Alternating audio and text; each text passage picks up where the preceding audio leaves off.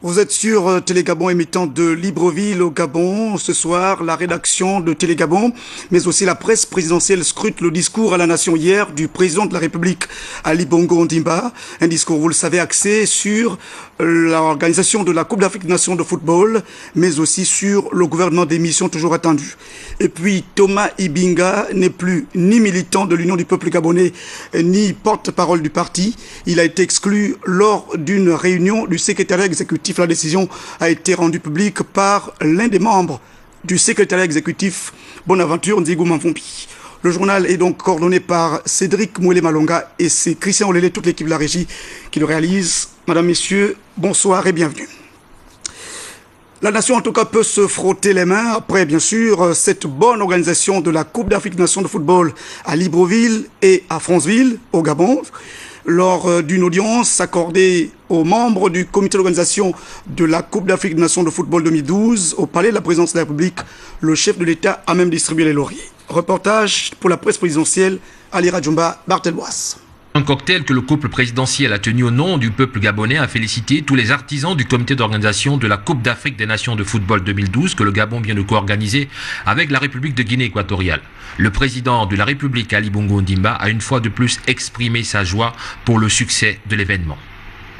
Nous tenons à féliciter tous les acteurs et les actrices qui ont participé à l'organisation de cette compétition, dont certains observateurs indiquent qu'elle a été une des mieux organisées depuis que cette compétition existe. Cette rencontre du palais présidentiel avec tous les artisans qui ont contribué à la réussite de l'organisation de la CAN au Gabon a permis au chef de l'État Ali Bongo Ondimba de saluer l'esprit d'équipe qui a régné tout au long de la compétition et a invité les Gabonais à plus d'ardeur pour relever les défis futurs. Le vrai travail commence maintenant. La CAN est une étape, a été une étape importante pour nous. C'est un des événements majeurs sur le chemin de l'émergence. Et c'est peut-être le premier événement majeur, le premier événement émergent que nous avons pu réaliser. Mais la route est encore longue et c'est maintenant que commence le vrai travail. Et c'est maintenant qu'il va falloir encore plus de sérieux dans ce que nous faisons, encore plus d'ambition, de volonté, mais surtout de la détermination et une organisation encore plus pointilleuse pour que nous puissions continuer sur ce cap et ne pas retomber. À travers cette rencontre de félicitations et de remerciements à l'ensemble du comité d'organisation de la CAN 2012 au Gabon, le chef de l'État Ali Bongo Ondimba a déclaré que cet événement doit servir d'exemple à d'autres initiatives et actions aussi importantes et nécessaires pour le développement du Gabon. Il faut juste dire que la remarquable organisation de la Coupe d'Afrique des Nations de football à Libreville et Franceville résulte d'une forte mobilisation des Gabonais dans un esprit d'unité, une des rares valeurs d'ailleurs saluée dans son discours à la nation par le chef de l'État, Ali Bongo Ondimba. Sébastien Toutou. 16 octobre 2009 à Libreville, il est officiellement investi président de la République. Quand il prête serment, la main levée, il jure entre autres de défendre les valeurs de paix, d'unité et de cohésion nationale. En 2 ans et demi d'exercice de ce pouvoir, Ali Bongo Ondimba met progressivement en pratique ce à quoi il s'est engagé, défendre contre vents et marées l'unité nationale. À chacune de ses sorties et de quelque manière que ce soit, il sensibilise sur la nécessité pour les Gabonais d'être unis. Un grand héritage légué par ses prédécesseurs, Léon Baminko et Omar Bongo Ondimba.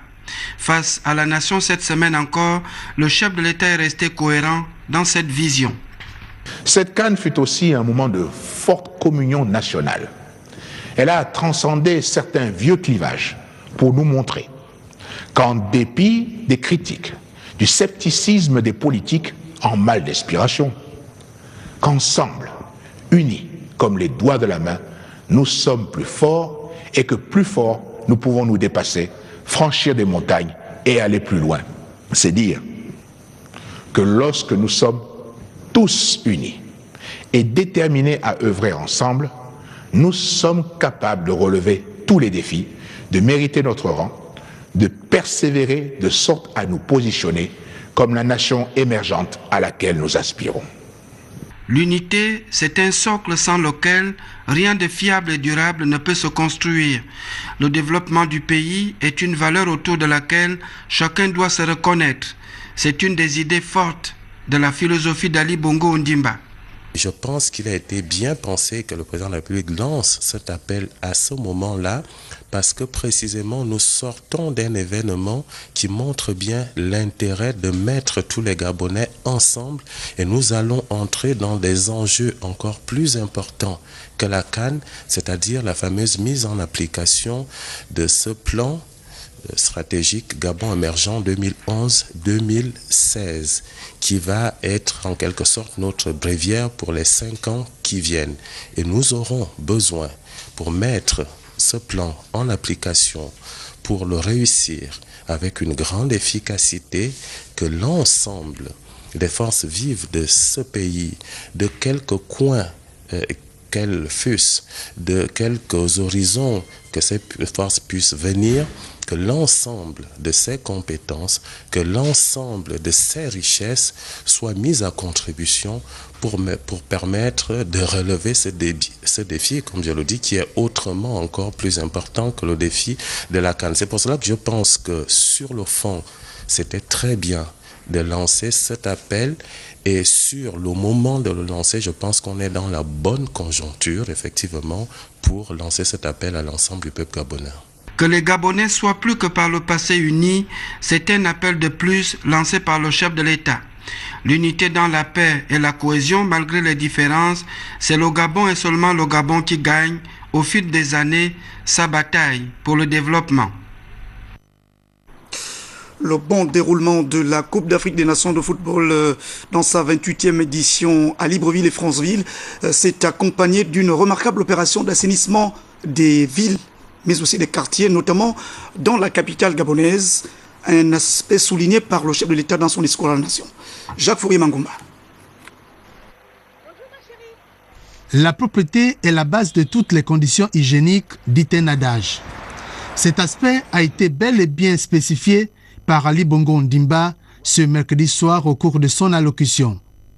Au moment où les autorités municipales et les responsables de la SOVOG s'activent à trouver une solution idoine au sempiternel problème de gestion des ordures ménagères, le chef de l'État a insisté sur la préservation de notre cadre de vie, l'embellissement et la propreté de nos villes et quartiers.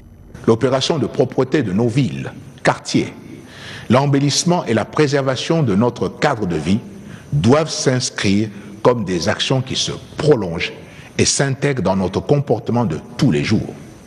Elles sont exemplaires, elles sont utiles, il nous faut les continuer. Mais au-delà de ce pan de la vie de notre pays, le président de la République, qui a focalisé son adresse sur la récente CAN 2012, insiste encore sur l'unité nationale, gage d'un pays fort.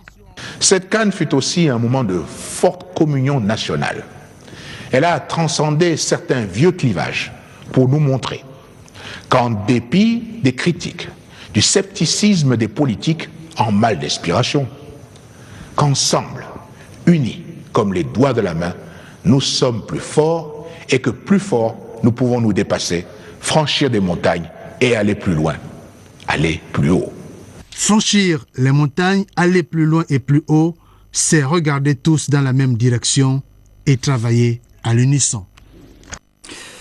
On s'en souvient, initié par feu le président Omar Bongo Ondimba, l'organisation de la Coupe d'Afrique des Nations de football au Gabon constituait un défi finalement relevé par l'actuel chef de l'État Ali Bongo Ondimba, et les Gabonais se devaient à la vérité justement de le lui reconnaître. C'était à la faveur d'une marche de soutien organisée aujourd'hui à Libreville. On retrouve cette fois pour le compte rendu Ahmed Mouyaka et Jean-Pierre Moussouani.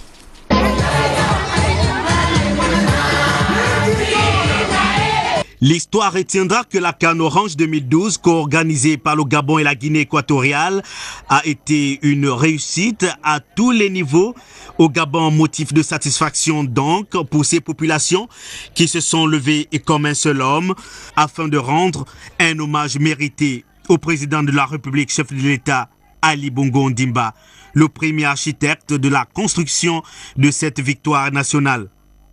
Merci, Monsieur le Président, et sachez que nous serons toujours là, jeunes, femmes, hommes, enfants et aînés, déterminés à vous pousser dans la réalisation des projets les plus spectaculaires. C'est avec fierté que nous appartenons à ce grand pays, le Gabon. C'est avec fierté que nous appartenons à ce grand peuple, le peuple gabonais, conduit par un homme aux grandes ambitions, notre président Ali Bongo Ondimba. Merci, Monsieur le Président. Merci, Monsieur le Président, mais aussi merci à la Première Dame Sylvia Bongo Ondimba pour son action contre le sida pendant cette CAN 2012. Que dire de notre mère, la Première Dame du Gabon, Maman Sylvia Bongo Ondimba, qui n'a ménagé aucun effort pour conduire avec maestria la campagne 3-0 CAN sans sida, se fixant ainsi l'objectif de sauver des vies avec 0 transmission, 0 discrimination et 0 décès. Merci maman. Sensible à cette marque de reconnaissance, le chef de l'État a une fois encore appelé l'ensemble des Gabonais à être tous unis pour les futures victoires. Au nom de la Première Dame, je vous remercie. Nous tenons à vous remercier sincèrement pour tout le soutien que vous nous avez apporté tout au long de cette compétition. En fait, c'est surtout à nous de vous dire merci parce que c'est vous qui nous avez honorés. C'est vous qui avez fait les efforts nécessaires pour soutenir notre équipe et notre équipe l'a bien senti. Et je ne vais pas faire un long discours. Les mots suffisent pour dire que ensemble nous avons réussi cette épreuve et c'est ensemble que nous avons tous gagné. La victoire est celle du peuple gabonais tout entier.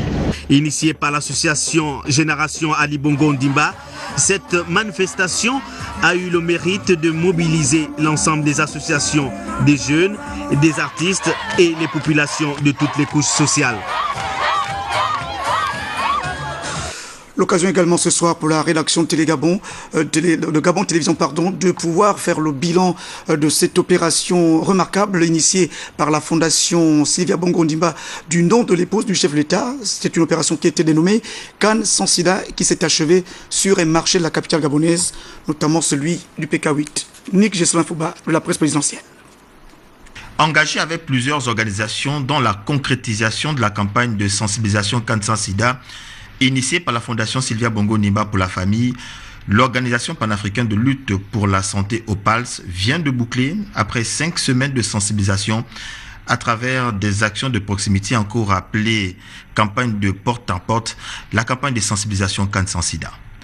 Nous sommes sur la fin de la campagne. Il faut savoir que ça fait 5 semaines qu'on est sur le terrain. On est aujourd'hui dans nos dernières campagnes de dépistage. Il faut savoir qu'on est presque en train d'atteindre les 2000 personnes. Donc c'est une mobilisation importante. Le chiffre peut paraître pas très important, mais il faut savoir que la mobilisation, le fait de dépistage mobile, ça représente des moyens qu'il faut mobiliser, il faut des gens qu'il faut mettre sur le terrain. Donc on est très content de la mobilisation. On a dû dépister aujourd'hui environ 2000 personnes. On a sensibilisé environ 20 000 personnes. On a distribué des t-shirts, des préservatifs. On a distribué presque 30 000 préservatifs à l'OPALS. Donc je pense en tout cas que la campagne a été un succès. Et puis nos activités vont se poursuivre pendant l'année. C'est-à-dire qu'on ne va pas s'arrêter là. On tient vraiment à éliminer l'épidémie au Gabon, en tout cas à la réduire et à faire en sorte que les personnes qui sont déjà atteintes puissent vivre dans de bonnes conditions. Donc on va continuer à travailler tout au long de l'année pour améliorer la prise en charge des personnes vivantes avec le VIH et pour continuer à que ceux qui ne connaissent pas leur statut sérologique se fassent dépister. Donc la campagne ne s'arrête pas là. C'est vrai que là, la mobilisation pour la CAN s'arrête là, mais nous, on va continuer sur le terrain et on compte très bientôt aller en province. Donc la CAN sans sida ne s'arrête pas tout de suite. En tout cas, la lutte contre le sida ne s'arrête pas. Les agents sensibilisateurs ont sillonné plusieurs quartiers de Libreville. Au terme de ces actions de proximité, ils sont heureux d'avoir rencontré plusieurs personnes. La majorité des contacts étaient très faciles, les gens étaient accessibles et ouverts aux messages.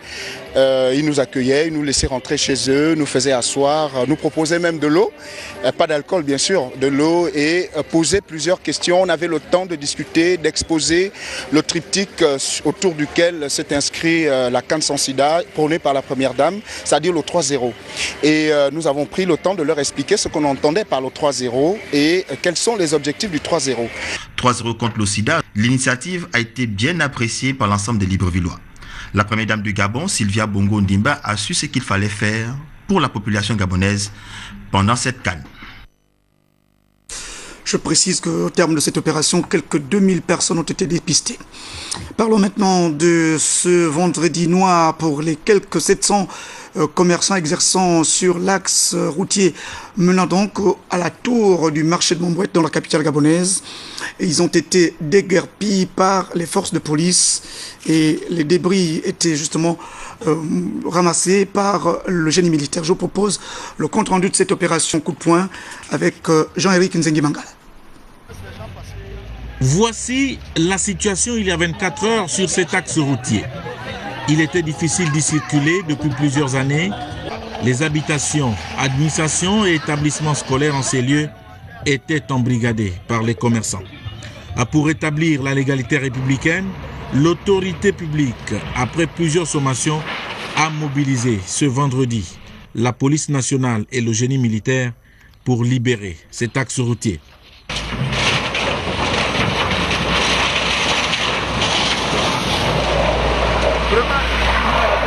Un petit congélateur.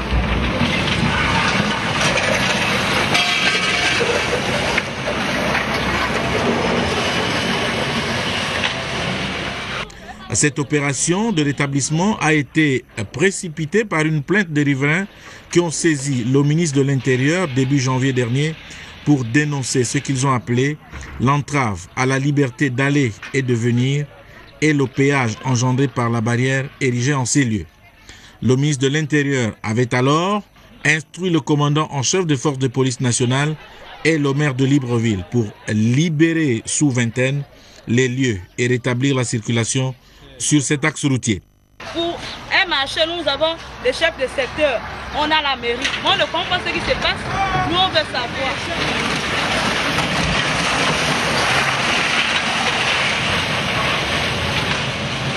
Force est donc restée à la loi, des feux tricolores de la Pairie jusqu'au carrefour Léomba, en passant par le marché de Montbouette à la Tour, l'on peut à nouveau y circuler tranquillement. Un soulagement pour les usagers et même les riverains qui peuvent renouer avec le plaisir de garer leurs véhicules dans leurs concessions, eux qui étaient habitués à battre le bitume.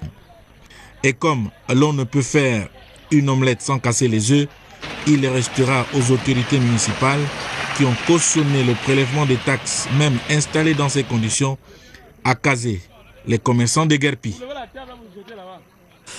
Libreville Business Center, c'est donc le nom du futur complexe administratif et commercial qui sera érigé dans 2 ans sur le boulevard Bessieux à Libreville. Le projet a été présenté et financé donc par la Société financière des Trois-Rivières. Je vous propose le compte rendu de cette cérémonie dans ces détails, donc livré par Basile Bewamikala et Victor Mundonga de la rédaction de Gabon Télévision. Dans 24 mois, à Libreville, et plus précisément à l'angle du boulevard Bessieux et de l'avenue Jean-Paul II, sera érigé un complexe administratif et commercial de grande envergure, composé d'espaces diversifiés et complémentaires. Libreville Business Center. Un bâtiment au caractère intemporel et quoi d'autre? Alors les avantages d'un centre d'affaires par rapport au bureau traditionnel pour les entreprises nouvelles ou en forte croissance, c'est la flexibilité des espaces modulables, le partage d'espaces communs de grande qualité, entretien inclus, et une adresse prestigieuse. Ce centre des affaires, ce qui est vraiment intéressant, c'est qu'il propose aux entreprises qui vont s'y installer un espace convivial, un espace qui répond aux normes internationales en matière de sécurité d'abord, ce qui est très important. En cas d'incendie, en cas de dégâts des eaux, on a aussi prévu tout ce qu'il faut pour assurer l'autonomie du bâtiment. En cas de coupure de courant, l'autonomie est assurée pendant 8 heures dans l'intégralité du bâtiment. Ce qui est aussi intéressant, c'est en termes de sécurité. Donc le bâtiment est sécurisé 24 heures sur 24, 7 jours sur 7. Libreville Business Center sera réalisé à partir de systèmes et des matériaux de construction pensés pour le climat équatorial. Un projet financé entièrement par la Société foncière des Trois-Rivières.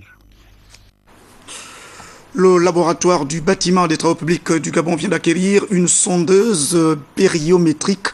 Il s'agit en fait d'un outil particulièrement capital pour l'étude des sols, mais aussi des matériaux. Je vous propose de regarder. C'est la subvention de l'État pour l'exercice 2011 qui vient de permettre, au même titre que d'autres équipements, l'acquisition par le laboratoire du bâtiment des travaux publics du Gabon de cette sondeuse mobile. Un équipement à double fonction principale accouplé à un périomètre. Cette sondeuse dont il est question sert à deux choses principalement. Elle sert dans un premier temps, à faire ce qu'on appelle le prélèvement d'échantillons intacts de sol, c'est-à-dire connaître la nature des sols, rencontrer. Et ensuite, elle sert aussi de manière jumelée avec ce qu'on appelle un pressiomètre, à faire ce qu'on appelle des essais pressiométriques en exécutant ce qu'on appelle des avant-trous à la tarière. L'insertion de la mèche périmétrique et le contact de cette sondeuse avec le sol permettent de déterminer la pression limite et les différents modules. Bon, maintenant, dans le pressiomètre, nous avons cette sonde pressiométrique, c'est une sonde dans laquelle on introduit de l'eau. Et cette eau, en contact avec le sol, va dilater le sol de façon radiale, c'est-à-dire sur les parois. Et nous donner des paramètres, comme je disais en préambule, qui nous permettront de déterminer les fondations, en fonction des paramètres que nous aurons, tels le module pressiométrique, le tassement et la conduite admissible pour la pression limite pour les conduites admissibles. Face à la complexité de ces fonctions, les agents géotechniques se sont imprégnés des caractéristiques présentées par un expert. Équipé d'un moteur de commande et un boîtier hydraulique, et nous avons le mât et la tête de rotation. Il est très simple. Pour le fonctionnement, il est très simple. L'acquisition de cette sondeuse est une des grandes réalisations et même des grands projets prédéfinis lors du conseil d'administration du laboratoire du bâtiment et des travaux publics du Gabon.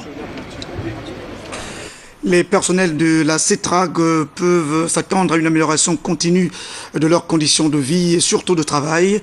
C'est donc au foi d'une convention collective nouvelle qui vient d'être signée en présence de l'État par la direction générale et les syndicats.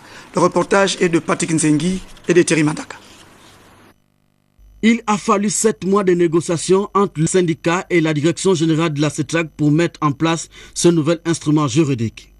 Ce dernier, qui vient remplacer l'ancienne convention collective du Transgabonais, vise à réguler les rapports professionnels entre les employeurs et les employés de la CETRAG.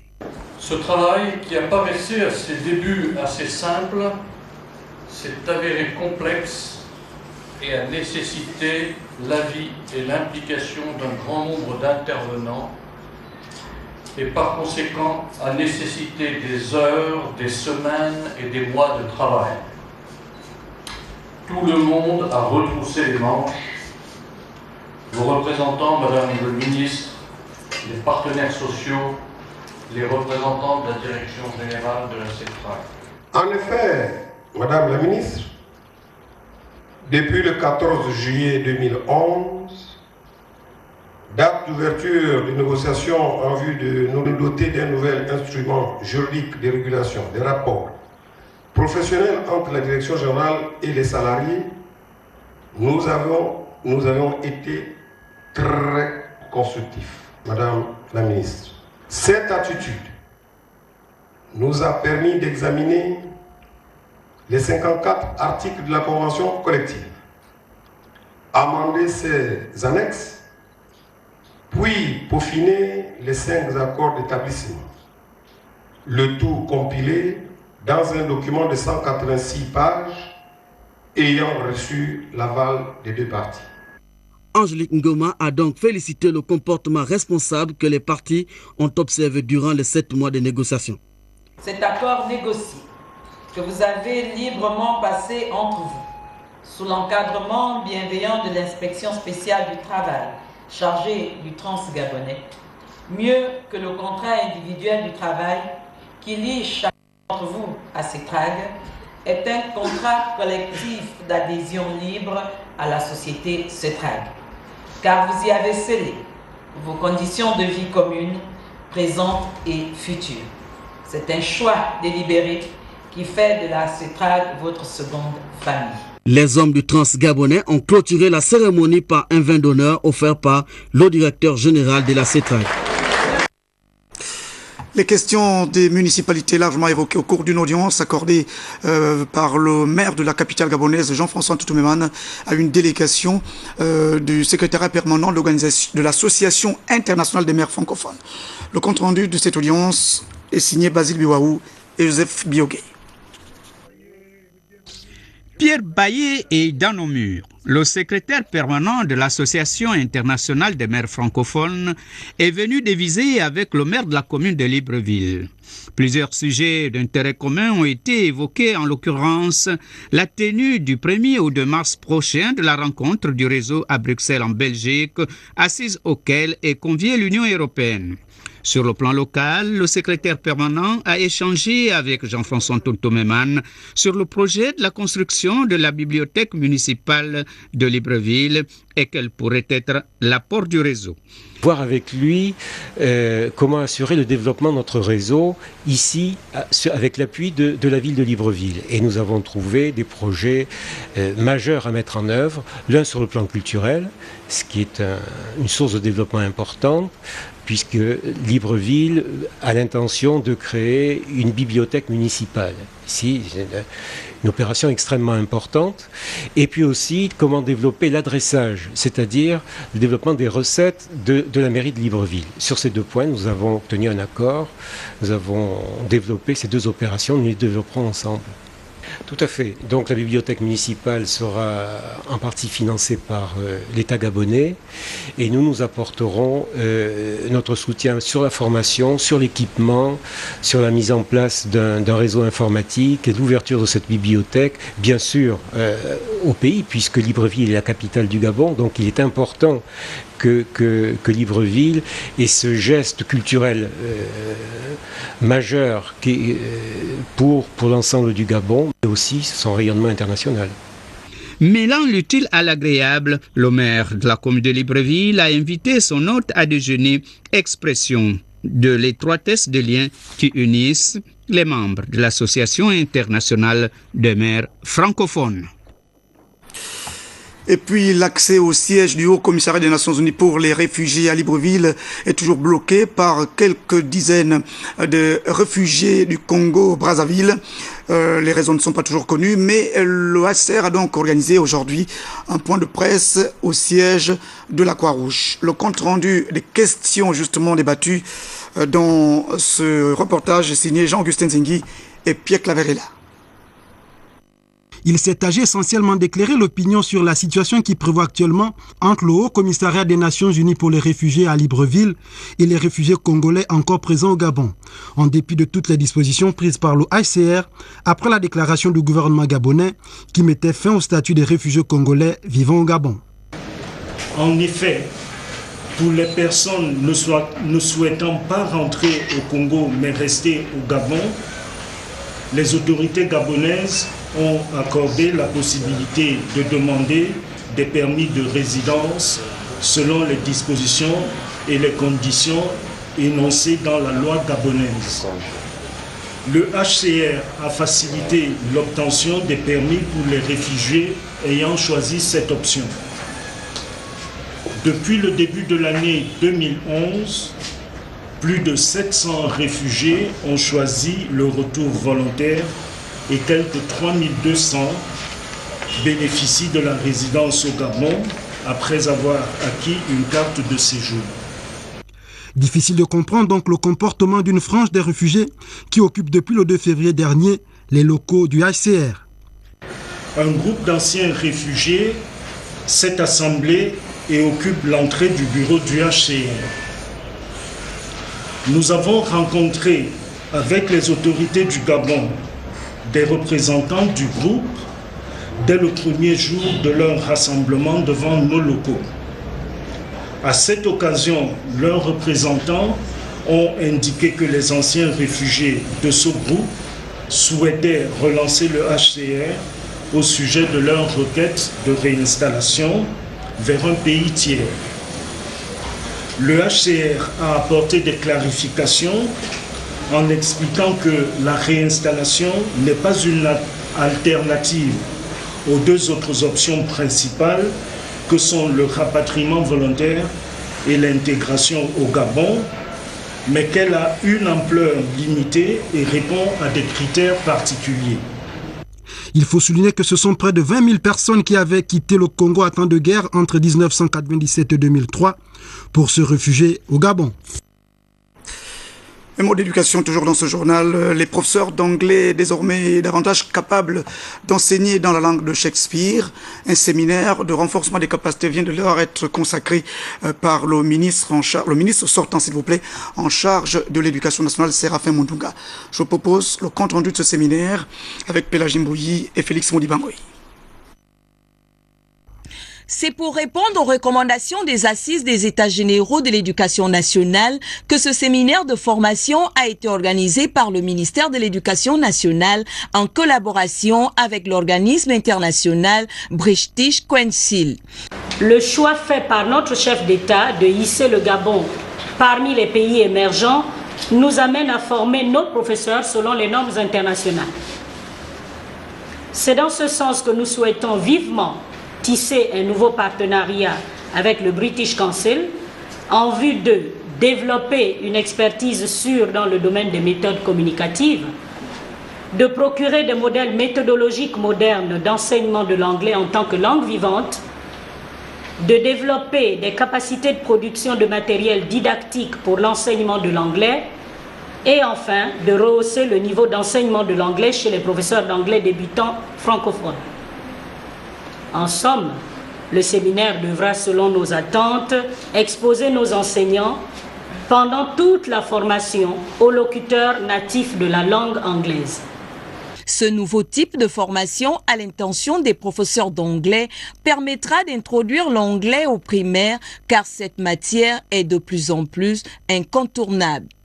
L'organisation du séminaire n'aurait pas été effective sans l'implication des inspecteurs du département d'anglais de l'IGS, certains collaborateurs dévoués de l'IPN, la direction financière et surtout la disponibilité du professeur Donatien Gangakuya, directeur général de l'INSET ici présent, qui avec sa dynamique équipe nous permettent de profiter de leurs installations à l'exemple de ce beau cadre de travail que pourraient envier d'autres établissements.